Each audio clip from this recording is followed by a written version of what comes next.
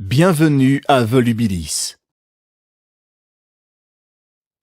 Bienvenue à Volubilis, ville antique amazighe romanisée il y a plus de 2000 ans et dont les vestiges s'étendent autour de vous sur plus de 40 hectares.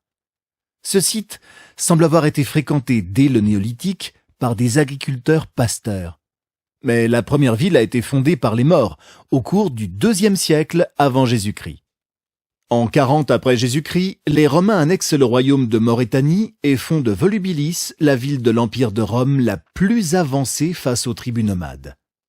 Volubilis se développe économiquement et architecturalement. Vous pouvez voir autour de vous les vestiges des prestigieux monuments caractéristiques des villes romaines de cette époque. L'Arc de Triomphe, édifié en l'honneur de l'empereur Caracalla et de sa mère Julia. Le Capitole, temple officiel dédié à Jupiter, Junon et Minerve. Et la basilique qui était le siège de la justice. Mais je vous propose de commencer notre visite par ce qui fait la richesse de ce site. Les magnifiques mosaïques admirablement bien conservées. On les trouvait dans les riches demeures de la ville. Ces immenses villas s'organisaient tout autour d'une cour à ciel ouvert appelée le péristyle et elles étaient richement décorées de mosaïques. Au cours de la visite, nous découvrirons dans le quartier nord-est de la ville la maison à l'Éphèbe, la maison aux travaux d'Hercule, la maison aux colonnes et encore la maison du cortège de Vénus.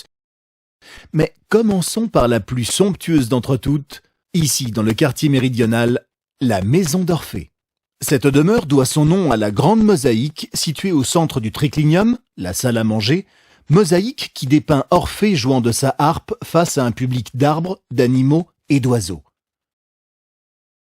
Imaginez-vous, tels les convives de l'époque, allongés dans des banquettes le long des murs et, comme eux, admirer la beauté de cette mosaïque. Maintenant, passons dans l'atrium, qui était la pièce centrale de la villa. Celle où l'on recevait ses hôtes, ses amis ou ses clients.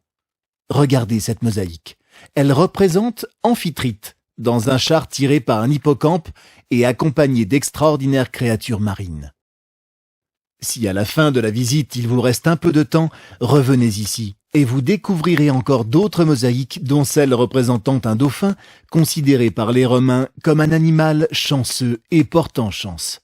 Mais si vous voulez bien me suivre, allons sur le forum.